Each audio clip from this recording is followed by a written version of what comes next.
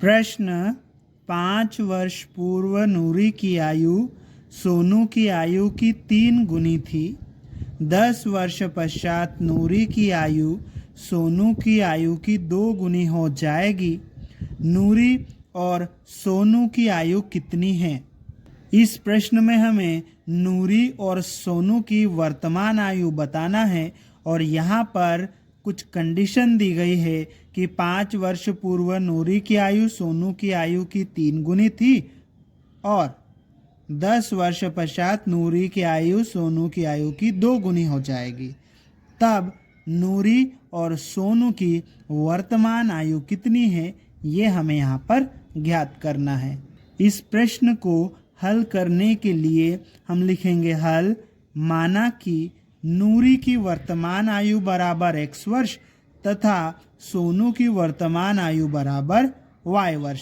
यहाँ पर हमने नूरी की वर्तमान आयु को x वर्ष मान लिया है और सोनू की वर्तमान आयु को y वर्ष मान लिया है।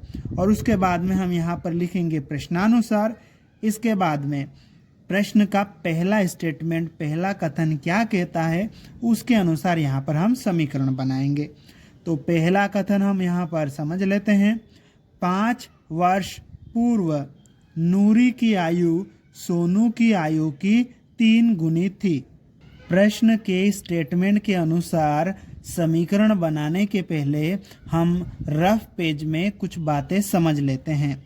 देखो यहाँ पर जैसे हमारे पास में नूरी और सोनू दो हैं यहाँ पे। अगर नूरी की वर्तमान आयु 10 वर्ष है और सोनू की वर्तमान आयु 30 वर्ष है, ठीक है। तो अगर प्रश्न क्या कहता है, 5 वर्ष पूर्व, अगर हमें इनकी 5 साल पहले की 5 वर्ष पूर्व की आयु निकालना है तो 5 वर्ष पूर्व नूरी की आयु कितनी होगी? 5 वर्ष। ये कैसे मिलेगा हमें?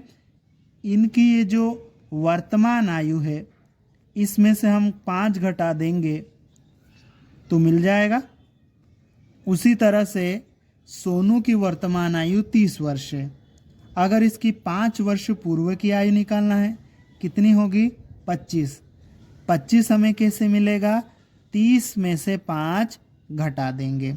मतलब अगर 5 वर्ष पूर्व की आयु हमें निकालना है तो 5 घटाना पड़ेगा। किस में से? वर्तमान आयु में से, ठीक है। 5 वर्ष पूर्व की आयु निकालना है तो वर्तमान आयु में से हम उतना घटा देंगे, ठीक है। अगर प्रश्न ये कहें कि 10 वर्ष पश्चात इनकी आयु, अब देखो नूरी की वर्तमान आयु 10 वर्ष है, 10 वर्ष बाद इसकी आयु कितनी होगी? 20 वर्ष। ये कैसे मिलेगा हमें?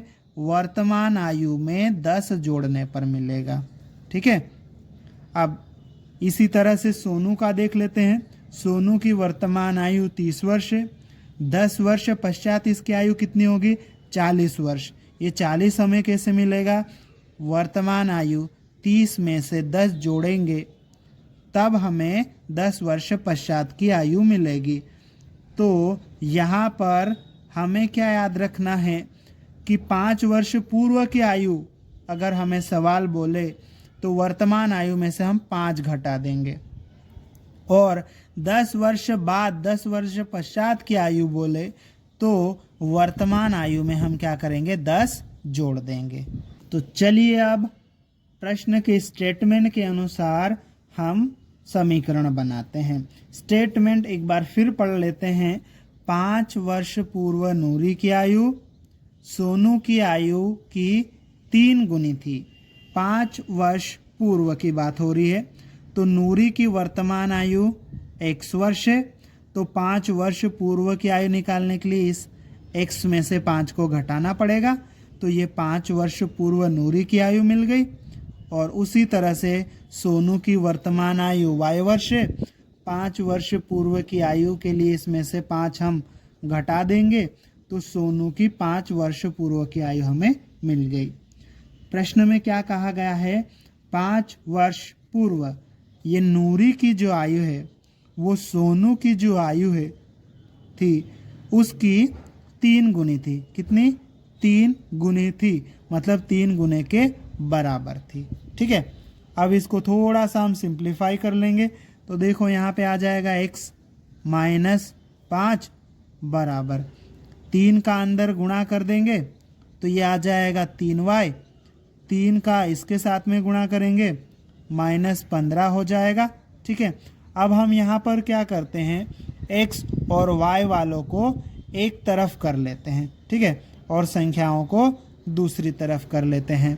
तो देखो ये x तो रहेगा, 3y को उधर से उठाकर इधर लाएंगे, माइनस का हो जाएगा बराबर ये माइनस 15 है ही, इस माइनस 5 को उधर भेजेंगे तो ये प्लस का 5 हो जाएगा।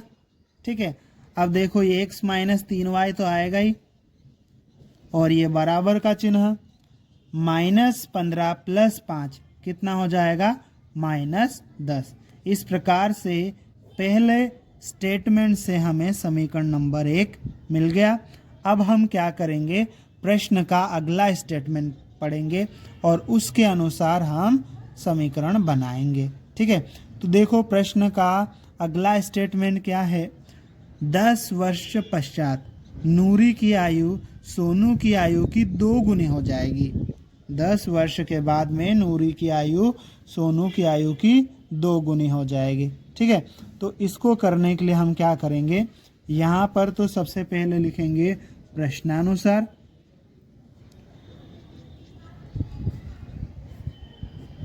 और उसके बाद में 10 वर्ष पश्चात की बात हो रही है।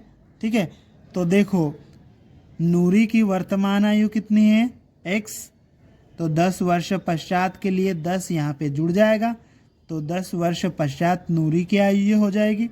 सोनू की वर्तमान आयु कितनी है, y, और 10 वर्ष पश्चात के लिए 10 यहाँ पे जुड़ेगा, तो सोनू की 10 वर्ष पश्चात की आयु ये हो जाएगी।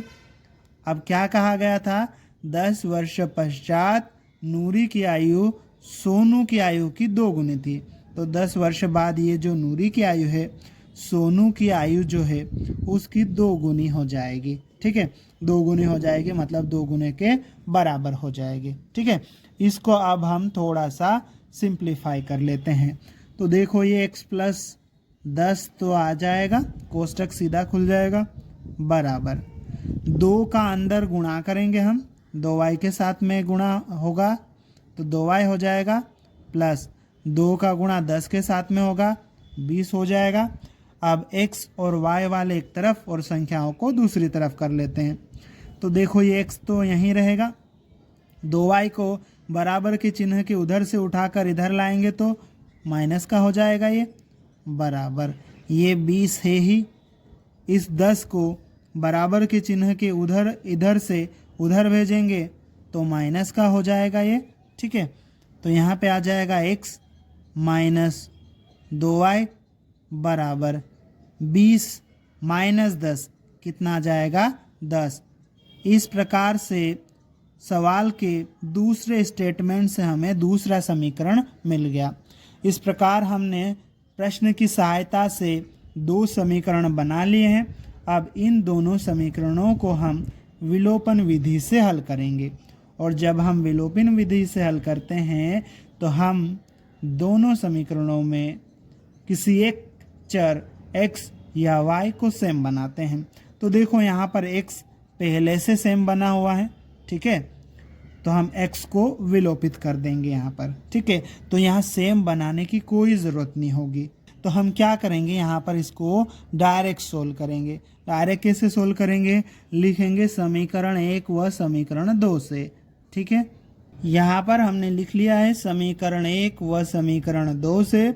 उसके बाद में दोनों समीकरणों को लिख लिया है, फिर लाइन भी खींच लिया है।